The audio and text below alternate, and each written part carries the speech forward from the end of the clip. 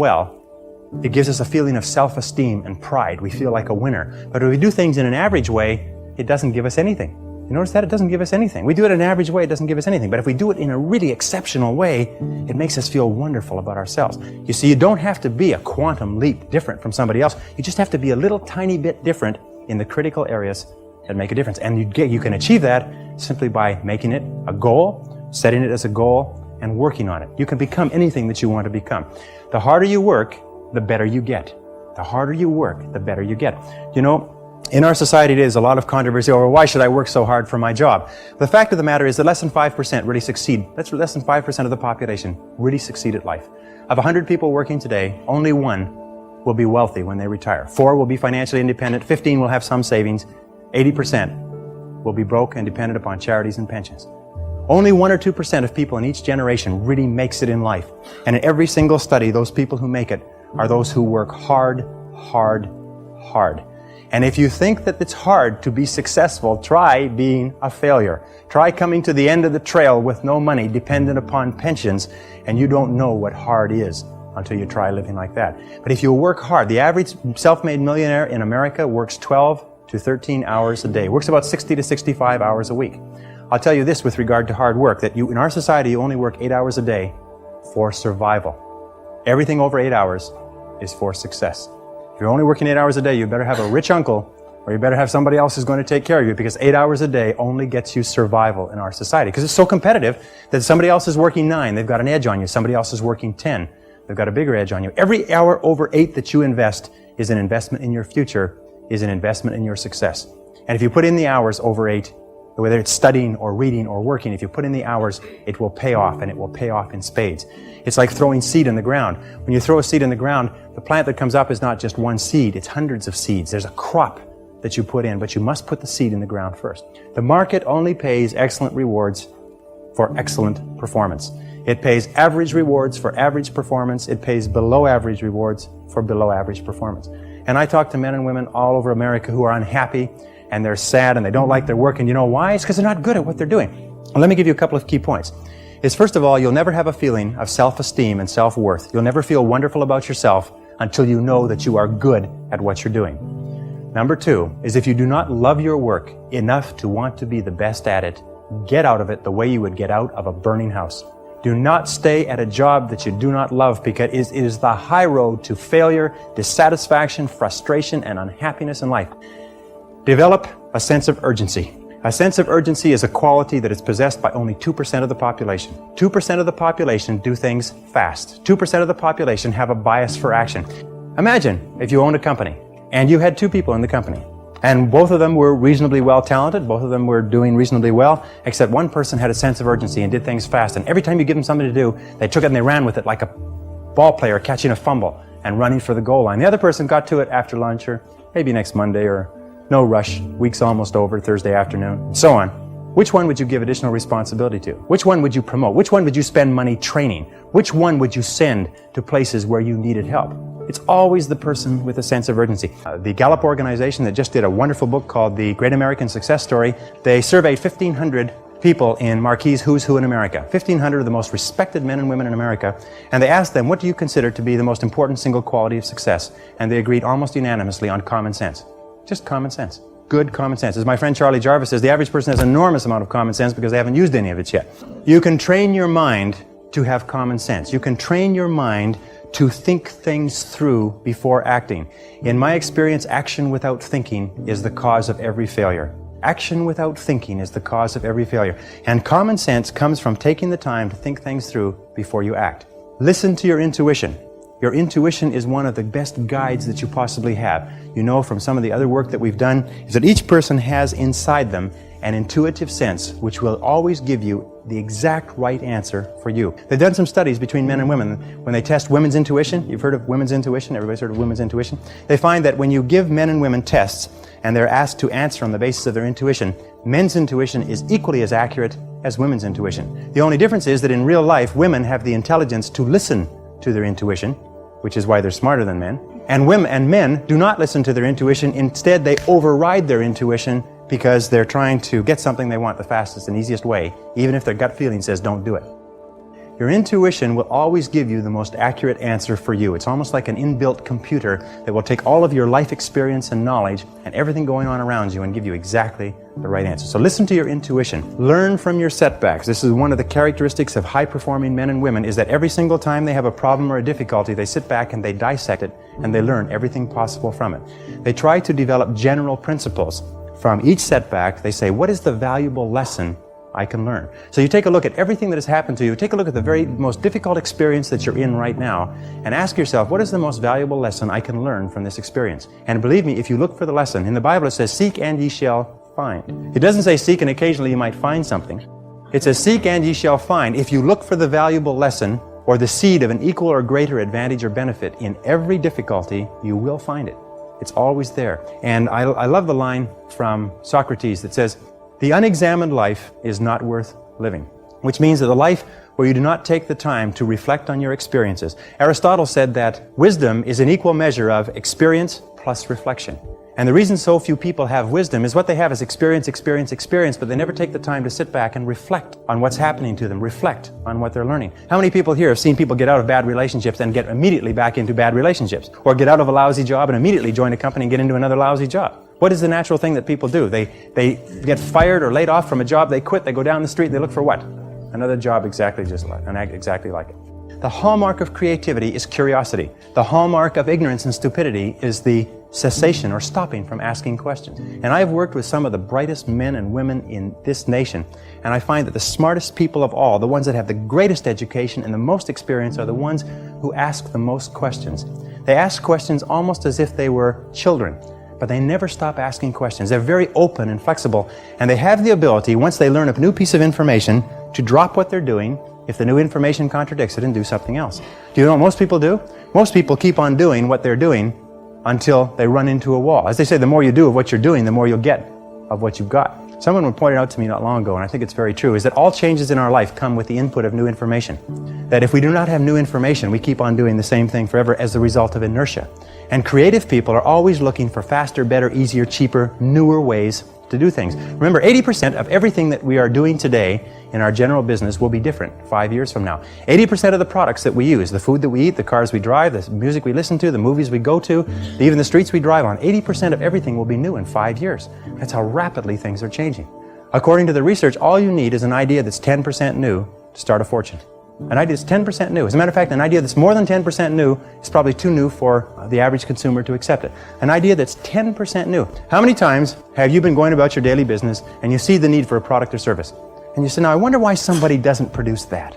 And about 2 or 3 years, then you say, well, it can't be any good. I thought of it after all. And then 2 or 3 years later, a company comes out with that idea, or some company comes and makes $1 million that, and you say, I thought of that idea 2 or 3 years ago. Every single person here has had that experience. What you have to do is trust your ideas. If you decide that you're going to earn a certain amount of money, that you're going to achieve a certain level of wealth, that you're going to achieve a certain life estate, and you program that into your subconscious mind, and you then turn it over to your intuition, you will get the ideas, the insights, the inspirations necessary to achieve your goals. And that's the only difference between very wealthy, successful people and the average person, is that they simply follow their intuition. They're not smarter, they're not different, they're not more educated, they're not more talented, they just follow that inner guide. Develop the people skills that you need to be successful. Take courses in communications. Take courses in effective listening. Take courses in public speaking. You know, one of the most important parts of communicating and getting along well with others is the size of your vocabulary. You've probably heard that before. The size of your vocabulary, your ability to express yourself orally, your ability to stand on your feet, your ability to write effectively and get your point across to others will have a tremendous impact on your life. Because you cannot imagine a successful person who cannot communicate effectively with other people. And you can develop the capacity to be an excellent communicator. If you were to learn one new word a day, if you were to make an effort by carrying a dictionary around, I have taught myself French, Spanish, German, and smatterings of about 10 other languages. And the way I taught myself that was I learned the basic vocabulary, I studied it, learned the basic vocabulary, and I carried a dictionary around with me. And every time I saw a word I didn't know, I looked it up in the dictionary. And within a very short period of time, I could eat, live, walk, talk, and speak fluently in those 3 societies, and I've traveled all over the world in those 3 languages. The Carnegie Institute of Technology did a study about 10 years ago now, and they studied 10,000 men and women who were let go from their companies. And they found that 95% of the people who were let go from their companies were let go because of their inability to get along with others. This is caused by low self-esteem more than anything else. In my estimation, those of you who know that low self-esteem, more than anything else, causes our personality problems. Not liking ourselves, not accepting ourselves, feeling inferior inside causes us to lash out at other people. And the wonderful thing is that if you're clear about your goals and you're committed to becoming excellent and you concentrate single-minded on what is important to you, you have a tendency to like yourself more. Your self-esteem goes up. Your ability to get along with other people goes up. But if you have no goals and you're not very good at what you do and you're just doing whatever comes to hand, then your self-esteem goes down. Becoming a self-made millionaire is not the important thing. What is really important is the person you have to become a self-made millionaire. When I started off in this many years ago, I came from very poor beginnings. I did not graduate from high school. I finished in the half of the class that makes the top half possible. When I left school, I dropped out of high school. I could only get laboring jobs. I was told, by the way, if you don't get a good education, you won't do well in life. Don't get good grades, you won't get a good job. Don't go to college, you won't do well, and so on. And I believed that for a long time until I found there's hundreds of thousands, millions of people who dropped out of high school who went on to become millionaires and billionaires as well. The reason I say that to you, by the way, is don't let it hold you back. Don't let any experience that you've ever had in your life act as a brake on your potential, because there's hundreds of thousands of people who've had it worse than you could ever dream of, who've gone on to accomplish wonderful things.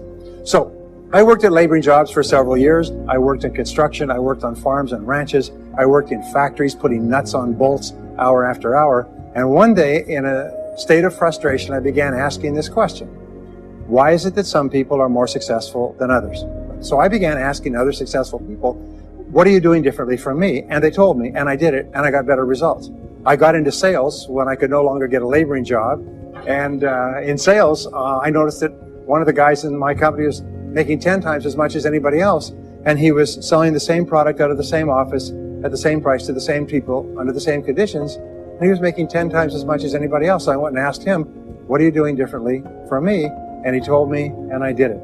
Now, what I discovered, which changed my life and which brought us here today, is I discovered the law of cause and effect. The law of cause and effect, sowing and reaping, action and reaction, is the great universal or iron law of the universe. What it says is that everything happens for a reason, is that there are no causeless effects, is that even if we don't know what is causing the effect, we trace it back. It's the basis of the scientific process, of all medical research, of all marketing, of all business, is if you can define an effect that you want, you can trace it back and find somebody who at one time did not have that effect, and then find out what they did, and then do the same things, and you eventually get the same results. We say that success is not an accident. Failure is not an accident. Success leaves tracks. So if you just follow the tracks of other successful people, no matter where you're starting from, you eventually get to the same place that they get. This was a shocker for me because, and I learned later in psychology, by the way, that one of the two most important things we need to have to be happy and healthy is a sense of control, a feeling that we are in control of our lives, that things are happening for a reason, and a sense of coherence, a feeling that things fit together. Well, when I realized the law of cause and effect explained everything, I thought, wow. So in sales, I went to the top of my sales force. I read, I learned, attended courses, and especially I applied what I learned. And then when I got into sales management, I again read the books and took the courses and asked for advice. And when I got into real estate and importation and development and manufacturing, distribution, and a whole series of businesses over the years, the first thing I did is I asked, how does it work? How do people succeed in this field? And then I buried myself and immersed myself. I spent hours and hours and hours studying, and then I did what the most successful people did. Interesting point. We say that nature is neutral. In other words, nature doesn't care who you are. It doesn't care if you're tall or short or male or female or black or white, educated or uneducated. Nature doesn't care. All that nature cares is that you do what successful people do. It's like making a recipe. Nature doesn't care. You follow a recipe. If you follow the recipe exactly, you get the dish. Nature doesn't care who's doing it. And that's the wonderful thing about our society. It's basically like justice. It's blind, is nature doesn't care. In fact, there are a lot of people who are not as smart and not as talented as you who are doing vastly better than you, not because they're better, but because they're just following proven success methods. Becoming a self-made millionaire is not the important thing. What is really important is the person you have to become a self-made millionaire. You have to become a totally different human being. One of my friends says that in order to achieve something you've never achieved before, you have to become someone you've never been before. And it's a really important insight, is the qualities that you need to develop, qualities on the inside to become a self-made millionaire, are incredible qualities that make you a vastly better person. Not only better in terms of character, determination, discipline, decision-making, strength, and so on, they make you a far better person. They round out your character in a far better way. So that the real payoff of becoming wealthy is not because you can eat more, because how many more meals can you eat? How many more clothes can you wear? Because it's the kind of person that you become, and then the kind of people that you associate, the kind of life that you have. If you have these qualities, your success is virtually guaranteed. And if you don't have these qualities, the qualities are learnable. Point number one is that all business or sales skills are learnable. All financial skills are learnable. If you can drive a car, you can learn any skill. If you can drive a car, you can learn the skill. Now, number two is you're probably only one skill away from doubling your income right now. You're probably only one skill away from setting yourself on the road to becoming a self-made millionaire. That turns out to be the case for almost everyone. It's a learnable skill. People say, well, I've never been very good with money. Well, get over it. Fact of the matter is, you can learn what you need to learn to achieve anything that you want to achieve. So, the success secrets of self-made millionaires. Give yourself a score of 1 to 10, and if you are weak on one of these, it can be enough to hold you back. If you're strong on all of these, then there's no limit to what you can accomplish. The first is to dream big dreams. Dream big dreams. Practice what is called back from the future thinking and project forward. Develop a vision of yourself as happy, healthy, wealthy, thin. Practice what top people practice, which is what is called idealization. You project forward several years and you imagine that your life is perfect in every way. Imagine that you have no limitations. Imagine that you have all the time and all the money and all the friends and all the contacts and all the education, all the experience, and that you could be or have or do anything you want in life. If you could, what would it be?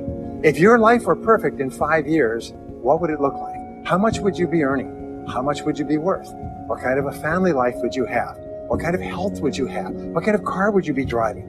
What would your life be like if you could wave a magic wand and make it perfect in every way? Now, what we have found is this is the starting point of great riches, and it's the starting point of great success in life, is for you to have a dream or a vision of a wonderful future.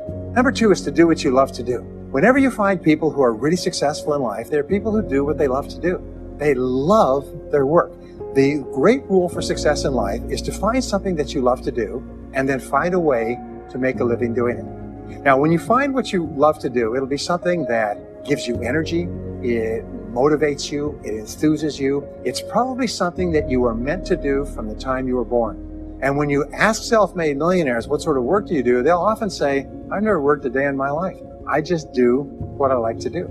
Number three is commit to excellence. Now, this is really, really important, and I had a hard time with this as a young man because I was never good at anything. I was never picked for any team, and if I was picked, I was the first person cut.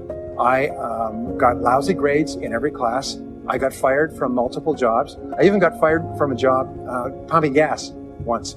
I got fired, I went from job to job, and then I discovered that all people who are successful are excellent at what they do. You know the old question they asked Willie Sutton, the bank robber, why do you rob banks? He said, well, that's where the money is. Well, being in the top 10% is where the money is. So what you have to do is you have to pay any price and make any sacrifice to get into the top 10% in your field. Now, here's the good news. If you're doing what you love to do, you will want to be in the top 10% in your field. If you don't want to be excellent at what you're doing, it means you're in the wrong field. It just means that you're marking time, you're treading water. And there's a lot of people who are in their field and they do their job and they go home at night, they don't think about their work and so on. And this kind of an attitude means that you have no future. You have a very shaky present. That crackling sound you hear is the ice breaking under your feet, okay? And you have no future, because if you're not doing what you love to do and throwing your whole heart into it, you're just marking time. But everybody is designed so that there is something that you love to do that you can do well. And the fact that you love it means that you probably have the ability to excel at it. So make this decision to get into the top 10%. Let me tell you what changed my life. Here I was struggling in my late 20s, and I learned this. It was a breakthrough thought, is that everybody's in the top 10% started in the bottom 10%. Everybody who's doing well was once doing poorly. Everybody who is at the top of your field today was once not even in your field at all and didn't even know it existed. What that means is that if you're willing to pay the price and work hard and make the sacrifices, you can get into the top 10%. Now, how long does it take? It doesn't take a week or a month. Most people are really impatient. And to achieve mastery in your field takes 5 to 7 years. People say 5 to 7 years. Geez, I'll be 5 to 7 years older before I start enjoying the big rewards. Well, how much older will you be in 5 to 7 years anyway? Now, here's an important point. Are you ready? The time is going to pass anyway. The time is going to pass. 5 to 7 years from now, 5 to 7 years will have passed. The only question is, are you going to be at the top of your field, or are you still going to be down there with the mediocre 80%? And the wonderful thing is, this is nobody's better than you, and nobody's smarter than you.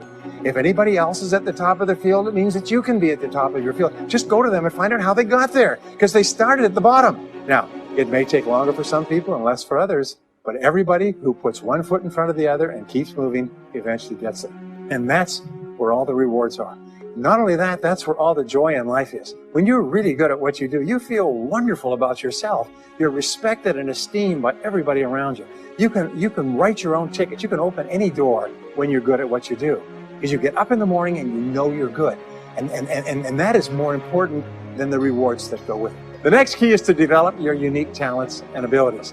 Every single person is designed from infancy with special talents and abilities that, if you develop them to their height, can enable you to accomplish anything you want in life. Everyone is genetically structured to be able to do something superbly, to do something they enjoy, to do it well, and to get great satisfaction from it. Peter Drucker often asks the question, what are you good at? What are you good at today? What should you be good at? What could you be good at? What will you be good at? And so one of the questions that we ask is, looking back in your life, what has been most responsible for your success up to now? What has been most responsible in the past? What is it that you have done that has gotten you the best results? Because as we said before, success leaves tracks. And if you look back into your past, you'll often find indicators that guide you to your future. The next key to becoming a self-made millionaire is to see yourself as self-employed. What we found is the top 3% of adults in our society see themselves as self-employed. They see themselves as in charge of their own lives.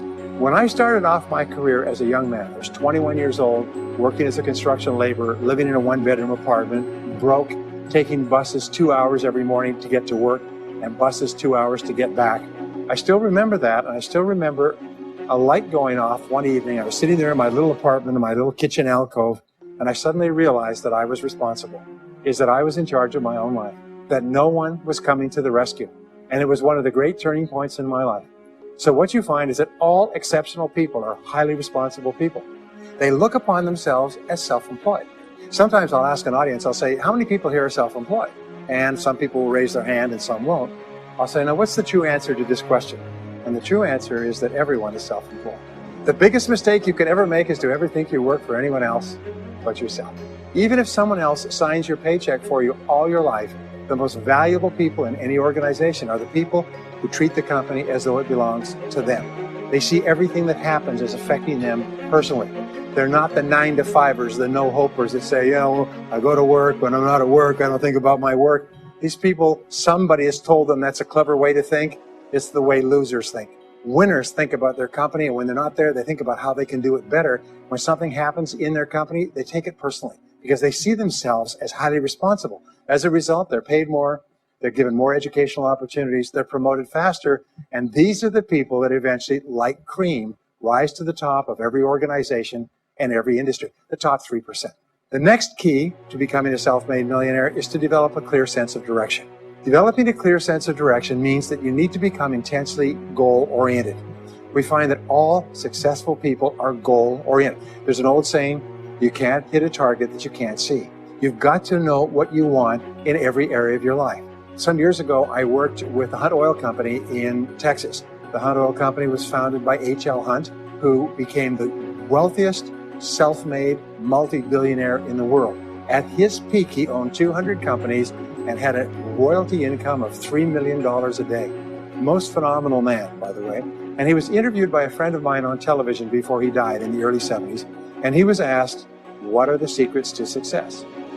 He said, the keys to success have only been 2 through all my life, and I will tell you what they are. He said, number 1, he said, decide exactly what it is you want and write it down and make a plan to achieve it. And number 2 is determine the price you're going to have to pay to get it and then resolve to pay that price. Now, where the law of sowing and reaping cause and effect, I learned an additional point to that. I learned that your current life today is the result of the price you've sown up to now. Is whatever you've put in, you get out. So whatever you're getting out today is a result of what you've put in. If you don't like what you're getting out, what you have to do is you have to put in something different.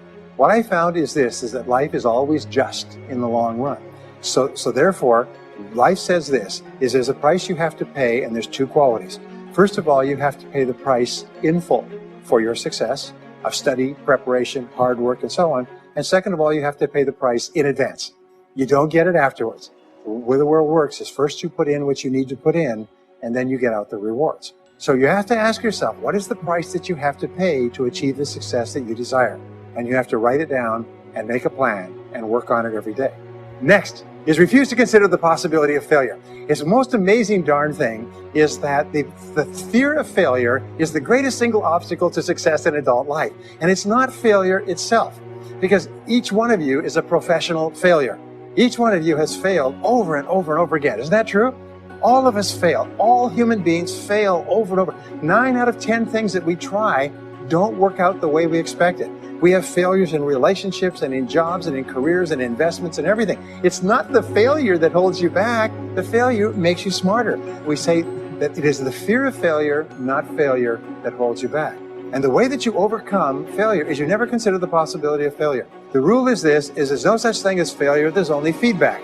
Is when you try something that doesn't work, you get feedback, not failure. And recognize that most things you try aren't going to work the first few times. So what you do is you say, oh, that's an interesting bit of feedback. And you pick yourself up and you move forward and you have more feedback and you move forward. To become a self-made millionaire, you're going to fail over and over again, year after year after year. But your brain has a cybernetic mechanism, which means that sometimes you try something, you get feedback, which makes you smarter. And when you try something else, you get feedback, which makes you smarter. And eventually you reach the point where you're too smart and you stop making mistakes. You start to do more and more things right and fewer things wrong. But you can't get there unless you have experienced the failures. Henry Ford once said that failure is merely an opportunity to more intelligently begin again.